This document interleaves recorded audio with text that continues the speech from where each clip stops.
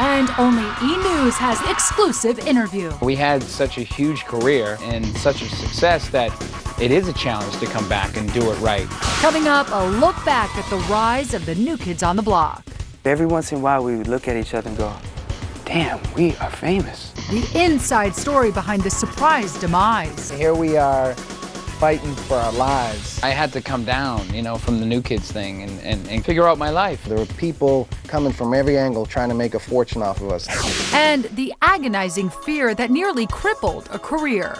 I thought I was going to pass out on the stage. Plus, a message no one will ever forget. There's a fan saying thank you for breaking up. Then, the song that sparked the reunion. I instantly thought this music was right for us, the New Kids. And only we've got Donnie's show-stopping moment with a devoted fan. This is an E! News special, New Kids on the Block, Together Again. Hi, I'm Juliana Rancic. In 1987, a Boston boy band racked up their 7th #1 hit in a year.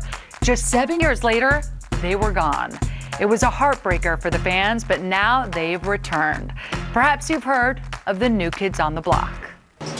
It's a quiet Saturday on LA's Sunset Boulevard. But here inside, it's a different story.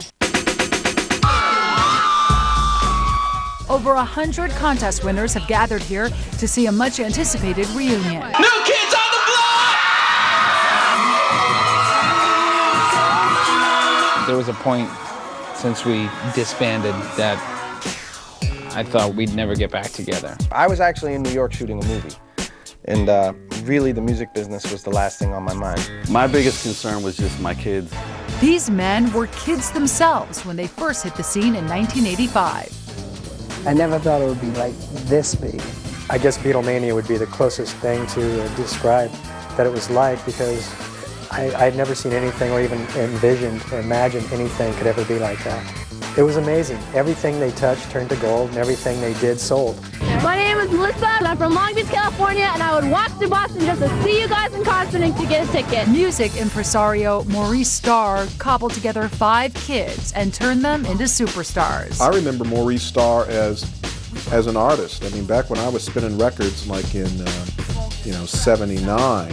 So he was an industry veteran of at least 10 or 12 years by the time New Kids came along. He had these 5 boys. They were very young. Joe McIntyre, Danny Wood, and Donnie Wahlberg, and Jordan Knight. We'd go to school during the day. After school, we'd rehearse either at Maurice's studio or in my basement. And I remember the first time they played in Minneapolis, they played at a place called the Met Center, which was an old hockey arena. And I'm telling you, I've never heard screams at that pitch before. In 1989, the kids scored their first #1 hit, I'll Be Loving You Forever.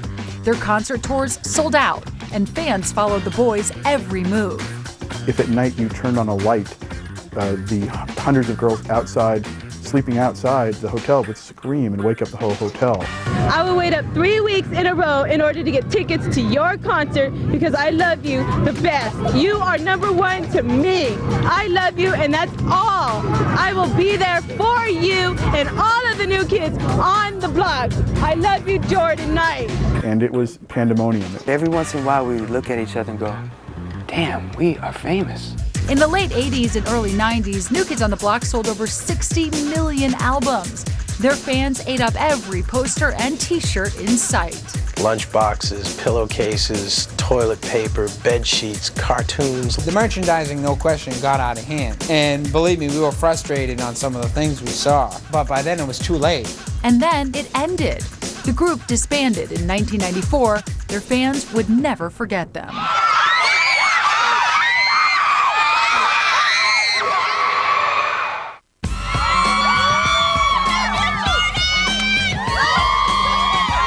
Today, those fans are back, tattoos and all. I love the New Kids. I have loved them since 1987. They've come from all over the country. Tracy, California. Ottumwa, Iowa. Norwalk, Connecticut. Modesto, California. Get back in the day. I brought my record. Donnie fan, 9th birthday. Woo! How does it feel putting a permanent smile on millions of women's faces? Yeah! 1, 2. Jordan Idol. Today's NKOTB fans come in all shapes and sizes. Our fans grew up and have kids of their own now. I've been a fan ever since I was like 4 years old because I saw my mom's DVD of the New Kids on the Block. We love when you write on our website. We love the messages. We love everything. We love getting to know you, see the beautiful adults you've turned out to be. Yeah, the fans are incredible. For any of them to show up would be unbelievable, but they've just been laying in wait. The biggest question might be, why come back after all these years? Why now? Why not now?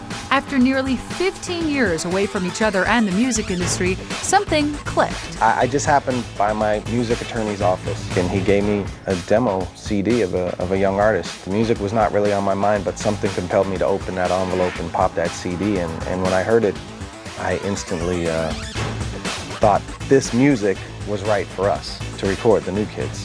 Once he heard the song called Click, Click, Click, Donnie went into action. It seemed like he hit it right off the bat with the song that he found. It really did speak to all of us, and it went across the board with, you know, who we all are and what we stand for musically. So it was definitely the perfect song to record. But the New Kids are kids no more. They have new lives and families of their own.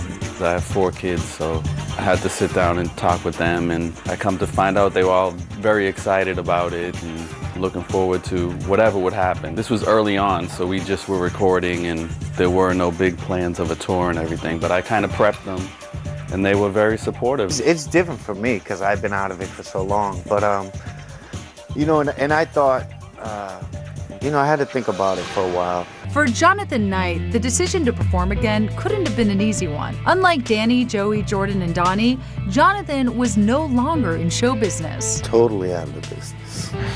And since the group's inception, Jonathan suffered from stage fright, as he revealed here in this 2001 interview. I have like wicked bad anxieties. It is so bad. I've had it ever since I was a kid. I was just filled with so much anxiety, and I thought I was going to pass out on the stage right then and there. Getting back into it, everything just fell right back in place. So it was a different transition, but an easy transition. Every one of those efforts to reunite us was really for someone else. It was for someone else's agenda. It was to serve somebody else's TV special, or, you know, to fatten someone else's pockets, or it was always for something that didn't really take us into consideration. I really, really, really think we are better now. We are better as entertainers and as dancers. If you look at some old videos, we were like spazzes. You know, we had such a huge career and such a success that it is a challenge to come back and do it right. Coming up, the New Kids get back together, the video that tells the story. Plus, a behind-the-scenes look at the real text message that never made the cut. I was supposed to say it's time. There was a glitch. Then the boys go their separate ways. The real story behind the split. I was actually pretty happy. And why they stayed apart for 15 years. Couldn't all 5 be in the same spot at once. Couldn't do that. Couldn't let that happen. And later, the fans speak out. I got a letter in a card, well, it was addressed to all of us in Germany. It was a fan saying, "Thank you for breaking up."